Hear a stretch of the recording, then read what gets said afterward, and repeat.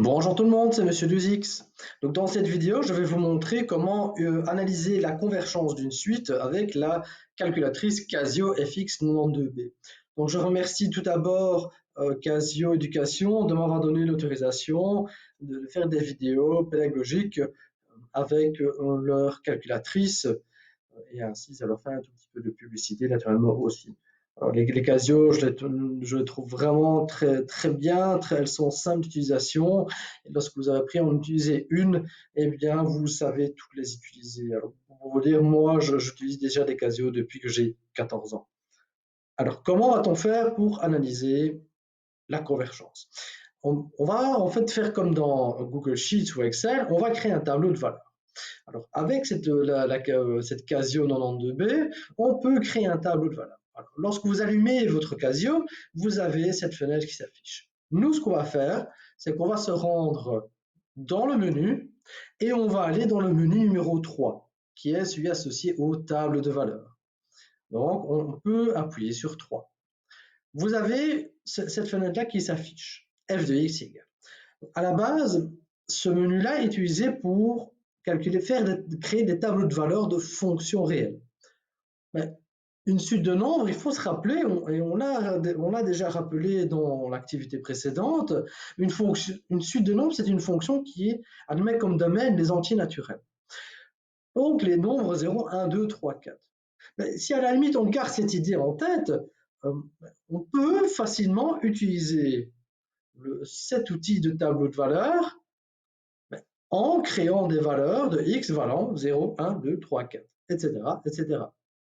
On peut tout à fait utiliser le menu là pour créer notre tableau de valeurs et ainsi analyser la convergence de notre suite. Eh bien, allons-y. Ce qu'on va faire, c'est qu'au lieu d'écrire 2n carré moins 1 sur n carré plus 1, on va écrire 2x carré moins 1 divisé par x carré plus 1. Alors, donc on doit faire 2x carré donc moins 1, fraction. Alors, vous remarquez ici, erreur de débutant. Il ne faut pas oublier vos parenthèses. Donc, on va mettre les parenthèses. Hop, on va mettre les parenthèses. Voilà, comme ça, on s'assure que nos calculs sont corrects. Et on doit diviser par x carré plus 1. Lorsqu'on a fini de taper notre formule, on appuie sur ici exécuter. Alors, on n'a pas besoin d'analyser une deuxième fonction, une deuxième suite, donc on fait exécuter. Et on tombe maintenant sur cette fenêtre-là. Donc, le start, c'est en fait à partir de quel nombre vous voulez appliquer votre formule. Donc, ici, notre tableau de valeurs, on veut le faire à partir de n égale 0. Donc, ici, à start, on va faire 0. Et on appuie sur exécuter. Maintenant, la ligne s'affiche noire, se met sur n.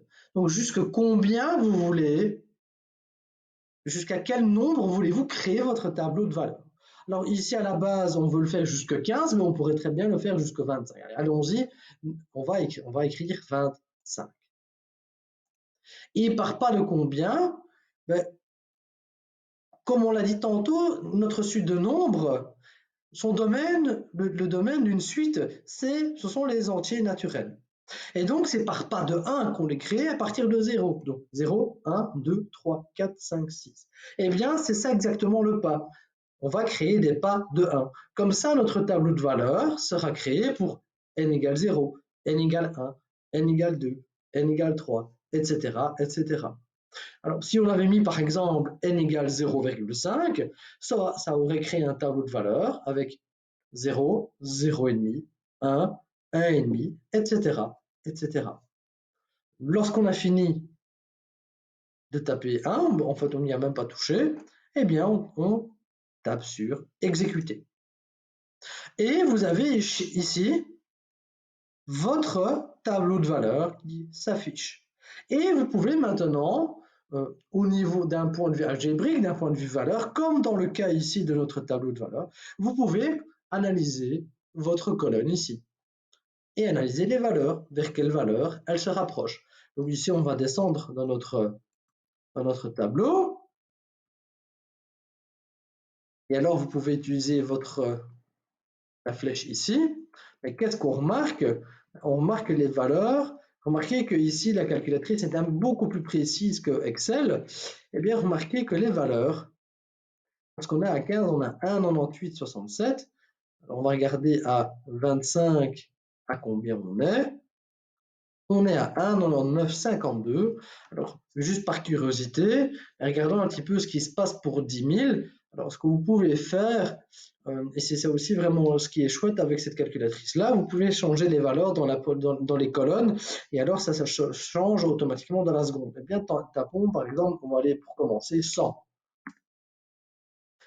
Remarquez que pour x égale 100, donc si on avait mis n égale 100, la valeur de votre terme, c'est 1,9997. Donc on se rapproche encore plus de 2. Donc, par curiosité, regardons un petit peu ce qui se passe lorsqu'on tape 10 000, comme on l'avait fait dans notre tableau. Eh bien, à 10 000, eh bien, notre valeur est à 1,9999. Bien, ça montre bien ce que je racontais dans la vidéo précédente. Dans la vidéo précédente, Google Sheets vous affichait 2, mais en fait, votre nombre, ce n'est pas 2, c'est 1,9999. Et alors ici encore, il y aura encore plus de décimales. Ça ne se limite pas uniquement à ces 4-là. Mais comme vous pouvez le constater, eh bien, on peut l'observer dans notre tableau, eh bien, plus les valeurs de notre n, ici x, deviennent grandes, plus les valeurs de f de x, donc de notre suite ici, se rapprochent de 2. Alors ce qui est cool avec cette Casio, c'est que vous pouvez créer un QR code, elle peut créer un QR code, et avec l'application et du Casio et du plus que vous pouvez télécharger, eh bien en fait, vous pouvez afficher en couleur eh bien, les résultats et ça vous affiche aussi un graphique. C'est vraiment génial. Alors, je vais vous montrer comment faire pour afficher ce QR code.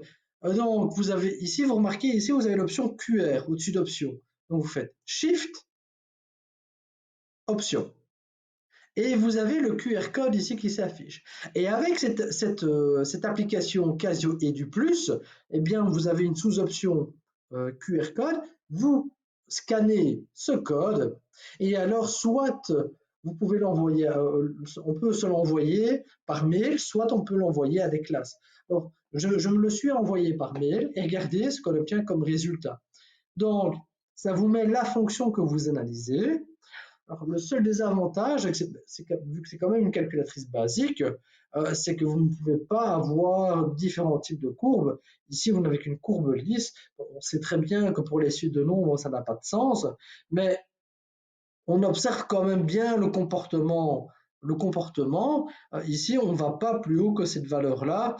Et alors, si on zoome, on peut changer les paramètres. Si on zoome ici, on remarquera bien qu'on se rapproche de 2 constamment sans dépasser 2. Et donc, de nouveau, avec la calculatrice Casio de base, on peut montrer que la suite de nombres, que les termes se rapprochent de 2 au fur et à mesure que la valeur de n augmente.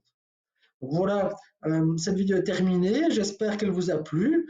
Donc n'hésitez pas à la liker, partagez-la si vous estimez que ça pourrait aider certains. Et je remercie encore Casio de m'avoir donné l'autorisation de faire cette vidéo. Donc je vous dis à très bientôt. Au revoir.